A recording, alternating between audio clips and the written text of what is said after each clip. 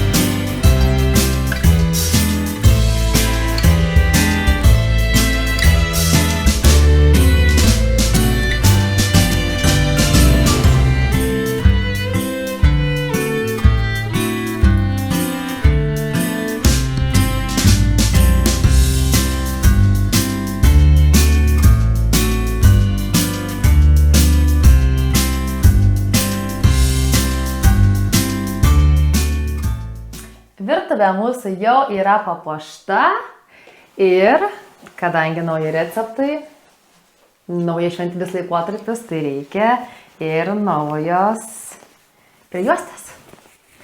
Taip pat pasipuošime prijuostę ir lėksime gaminti receptą.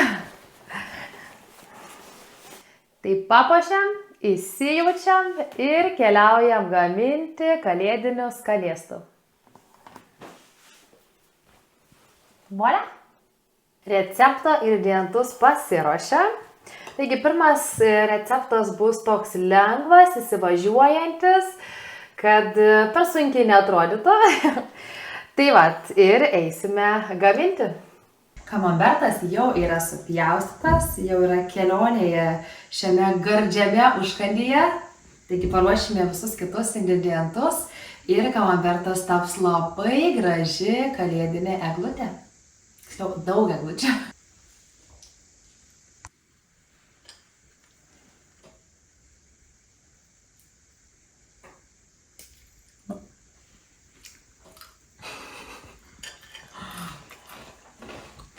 Tas, kas nesigauna, yra suvalgoma.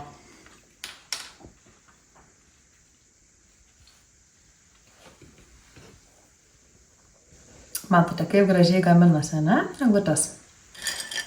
Ir ką vėliau reikės daryti? Papuošti greičiausiai, tiesa? Papuošime eglutės gražiai. Gardumynai yra visi supjaustyti. Viską sumaišysime ir šita kombinacija su kamamberto sūriu bus. Ir aišku, dar liko medus. Duokit lėkštę. Tuoj mes čia paruošime. Mirė košė, vaikai atsilošė. Gerai. Šį kartą kamamberto užkandį mes jau paruošėme, lieka degustuoti ir pilną visą receptą video galite pamatyti Reelse. O po video apačioje galite rasti visą informaciją, kaip pagaminti, visus ingredientus ir lengvai ir nesunkiai pasigaminsite ir jūs. Šiuo užkandžiu reikia mėgautis. Mėgautis skoniais vienas su kitu persipina.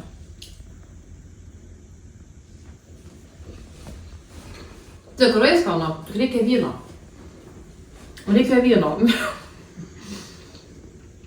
Raudono. Prašyčiau sauso. Ir visiškai šis užkandis būtų užpildytas. Iki pat matymą. Tai kur dingo? Nesuvalgiau, šią ką tik visko kartu valgiam. Nauja idėja užkandžiai. Tokia paprasta, lietuviškai, juodaduonikė, burokėlis, kiaušinis, silkutė, nagi kaipgi šventės be silkės. Tai va, tai pasigaminsim labai skanų tokį ir greitą svarbiausia užkanduką. Bus labai gardus kąsnis. Einam gaminti? Kadangi buvo pamiršta įsijungti orkaitę, pjaustant dalytę, paruošiant užkandžiam, tai dabar patenka laukti. O kai laukia, noris valgyti. Nieko nepadarysi, kaip pamiršti. Palauksim. Nu, gerai, nebevalgyk šitos nuolat pagėsim, mano viskas. Gerai. Pažiūrėk, per langą geriau, kaip gražu. Duoną pagaliau kepa, užkaito mūsų orkaitę ir dabar ruošim burokėlių piurė, tokia kremiška burokėlių piurė, nes yra kiti grantai biški paslėpti. Įdėsim juos, tai va, tai dabar pjaustom. Čia sakiau, kad būtinai. Ir matysit, kas čia gaunasi. Duona jau traški. Piurė jau yra pagaminta. Ir keliauja į konditerinį maišelį. Ne to, čia taip sunkiai, žinokit, bet bus verta vaizdo, kaip gražiai patieksim.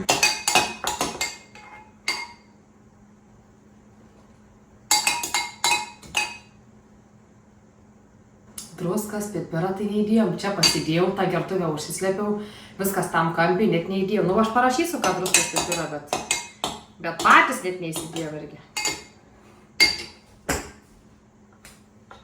Nu, tai tau.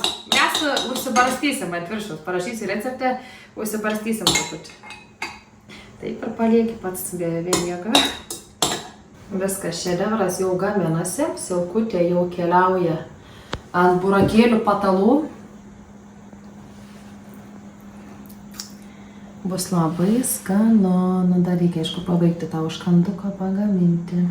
Dabar bandome atrasti techniką, kaip čia gražiai dizainą padarys, kad būtų ne tik skanu, bet tai būtų lėkštai ir gražu. Taigi šventės, atvažiuos tetos, dėdės, taigi žinot, kaip yra.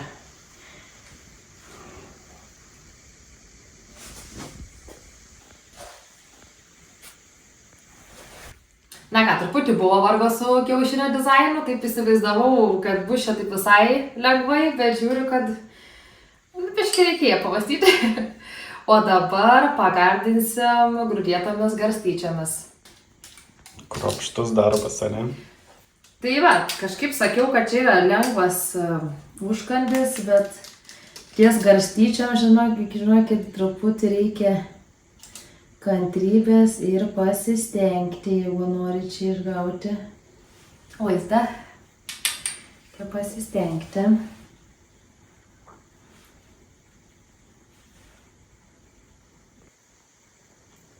Panašiai kaip eglutę papuošti. Taip,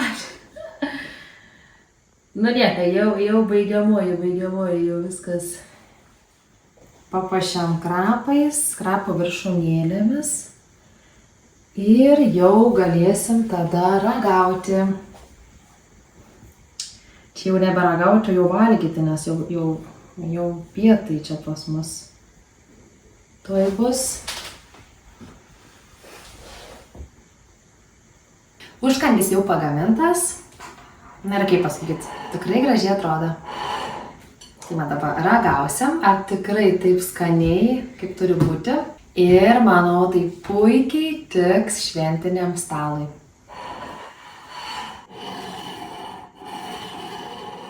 Nu, žinokit, negaliu meluoti. Kaip čia skanu. Kaip čia visi tie skoniai persipina, burokėlių piurė, pasilikė, truputį parimeta garstyčios, kiaušinis ir krapas, ta žalumynas užsikanda. Nu, tiesiog viskas dera ir atrodo daugiau nieko nereikia, čia viskas yra idealu. Iki pasimatymo.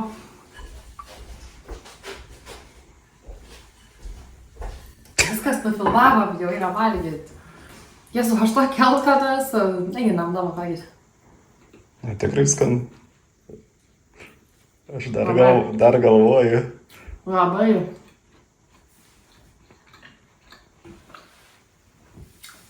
Vertas tenkis tikrai.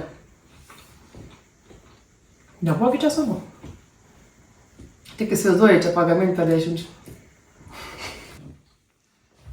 Dar skardai radot. Kodėl negalima ramiai pavalgyti? Jau kažko norisi saldaus, kaip jūs galvojat? Tai va šiandien ir bus desertas ir ne bet koks, šiandien bus imbieriniai keksiukai su paslėpta tokia karamelė viduje. Taigi bus labai skanu. Papuošime tokią baltą snieginę kepurę. Žodžiu, idėja yra viena, žiūrėsim, ar tikrai gausis. Tai va, tai eisime kepti keksiukų, visą tai, ką matot, iš viso to, toj viską sumaišom, sukombinuojam ir kepam. Dabar jau baigiame pagaminti imbierinio keksiukų tešlą. Turime formeles. Ir ką, greitai kepsime keksiukus. Parodysime, kas ten taip jau slypi viduje. Na ką, keksiukai jau yra beveik paruošti kepti. Buvau pasiruošus 12, bet čia žiūrėt, kaip ir toj dainuoju. Ten vienam ir neliko. Tai vat, ir neliko.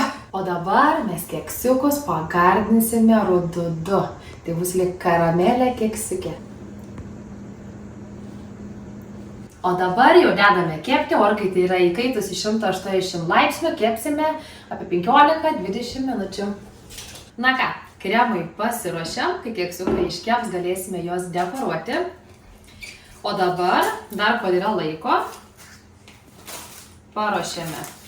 Uždengėme maistinę plėvelę, kad nepadžiūtų mūsų viršus ir aišku, neprisitraukti visokių šaldytuvo kvapų. Dėsime į šaldytuvą, būtinai į šaldytuvą reikia dėti, kad sutvirtėtų ir būtų stabilus kremas mums puošiant, dekoruojant keksiukus. Iškepė mūsų gražuoliai keksiukai. Rezultatas čia yra toks visoks.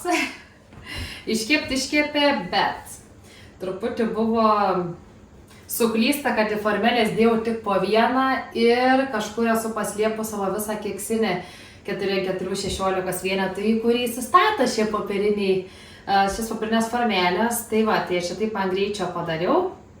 Tai matot, virtuvėje ne viskas jau taip gerai ir gaunasi kartais. Bet va, žiūrėdami mano YouTube'ės kanalą, ne tik reelsus, o visus video, kuriuos įkelsim, pamatysite, vat, kaip būna, kad ir nesigauna. O mes jau savo reels video tokių dalykų neparodysim. Nes yra gražių keksiukai, kurie gavosi, tai mes juos dabar mes juos atvėsinsime ir papuošime kremu. Na, keksiukai mūsų jau atvėso. Išsitraukiau kremą dabar iš šaldytuvo. Atviniojam. Tikrai matosi, kad yra stambesnis negu įdėjom. Ir ką? Esu pasiruošusi konditerinį maišiuką. Viską sudėsim ir bandysim padaryti gražią kepurę.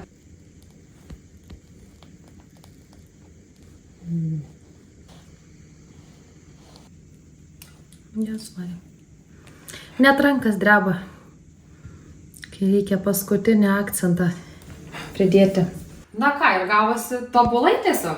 Jeigu taip, neskaitant to, kad ten 4 išbėgo ir dar buvo tvarkyti maišeliai bekepant, tai viskas kaip ir taip, kaip turi būti, žodžiu. Tai va, tai iš tikrųjų jį gražiai papuošėme, kremas labai gražiai atrodo, spanguolės truputį duos tokios rūgštelės geros ir keksiukų tą saldumą su rududu truputį kontrastingai numuš, labai gerai bus. Tai va, nu ką, net nežinau čia kurį įsirinkti, visi tokie gražus. Gal jau šitą? Tai kokie saldainiai, labai skanu. Šie keksiukai ir šis receptas yra tikrai labai geras, pasigaminkit. Labai jaučiasi maltas imbieras, tai iš karto tokia tikrai skonis kalėdų. Dar šis kremas dadeda savo to tokio skonio kremiško šiam keksiukui. Labai labai skanu. O dar kaip užkandi rududu įdaro, ar spanguolė rūgštelė, tai iš viso. Vau. Dabar ar patikės ir galime skanauti.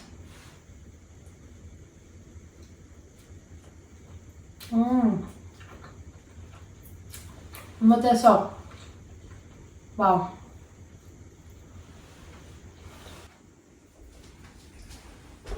Galvodama apie šį receptą norėjosi, kad labai pasijustų kalėdinės nuotaikos. Tai šiandien pasigaminsime spanguolių tiramisu, juk spanguolės tokios tikrai kvepia kalėdomis. Taigi, kaip matome, esame pasiruošę šaldytų spanguolių, namo pirštelių, apelsinai. Eisime gaminti, nieko nelaukia, nes labai įdomu, kaip čia viskas bus. O dabar jau baigiame paruošti spanguolių tyrę. Visą va jau tą minkštimą mes jau nukošėme. Tai ką, mums čia tikriausiai liks arbatais.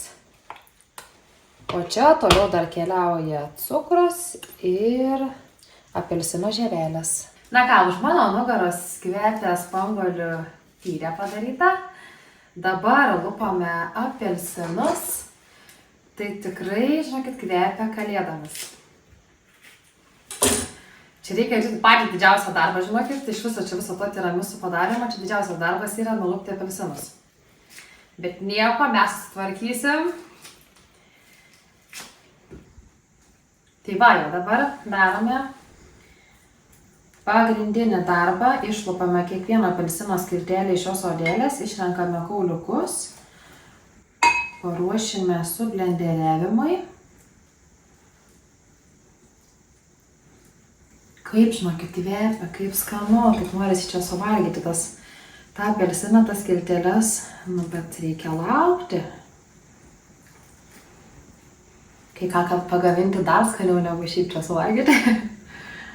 Kremus jau baigiame pasiruošti. Mūsų plakta grietinėlė standi, maskarponė, vanilė ir cukrus. Ir dabar reikia po truputį viską sumaišyti. Tai imame trečdalį šitų standžių putų ir po truputį įmaišom. Tai va laukia toks darbelis, paruošiant kremą. Ir po to bus ta geroji dalis, kai mes paskaninsim spanguolių tyrę, kuri dar atviesta vis. Jau tikriausiai apviesus yra. Na ir pažiūrėkit, kokios spalvos. Kaip gražiai atrodo. Ir taip po truputį sudėsime visą spanguolių piurė. Ir šį baltą kremą paversime tokį šventišką, ryškų, kvapnų.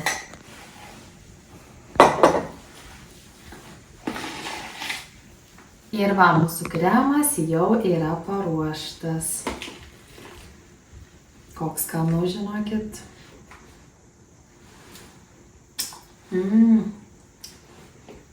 Ta rūgštelė spanguolių taip gerai atmuša.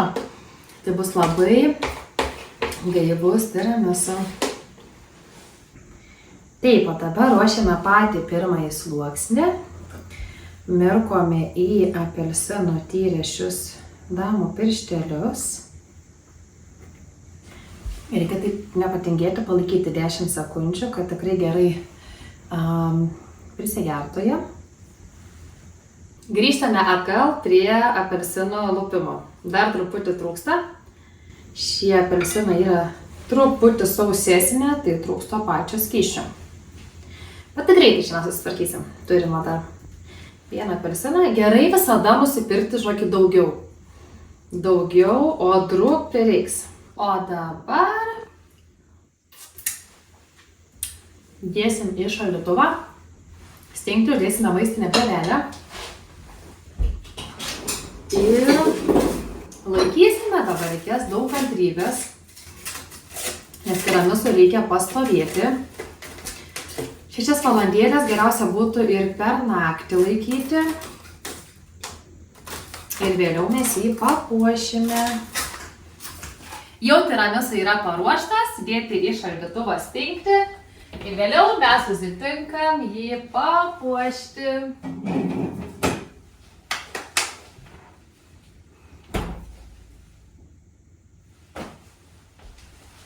Praėjo maždaug apie 6 valandos, kaip mūsų tiramisu stingsta šaldytuve ir mes jau esam pasiruošę jį papuošti. Apvyniosim dabar gražiai.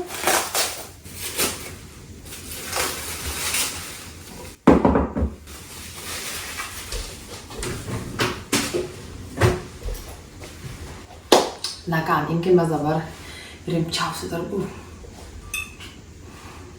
Eisime papuošti viršų. Čia galit pamiršti, kad reikia kvėpuoti.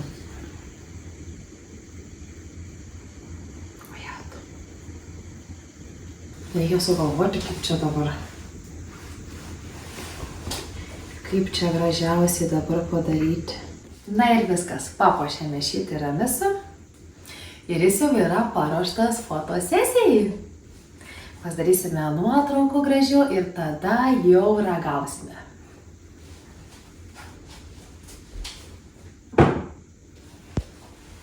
Prašom, fotografė. Jūsų eilė.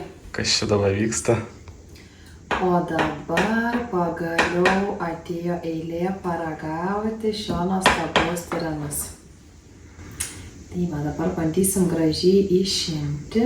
Taip skanu, kad tirpsta burnoj, skonis fantastiškas, apelsinai su spanguolėmis, tas duvetas tiesiog wow.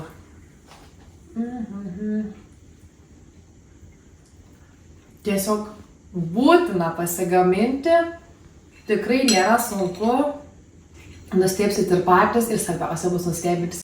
Norėjau pasakyti, kad bus nustebinti svečiai, bet kartais būna, kad ir telefono atmintis nustebino pasibaigusi. Ir jau pamatėte pirmos dalies pabaigą, kaip mums sekėsi gaminti visus šios 4 receptus.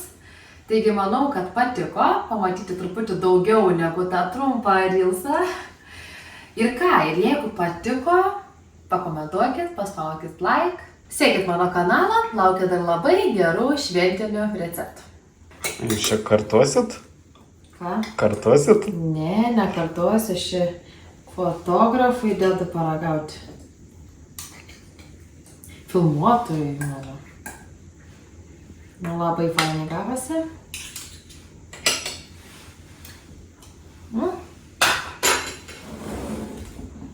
Na, pažiūrėkit, kaip gražiai. Prašau.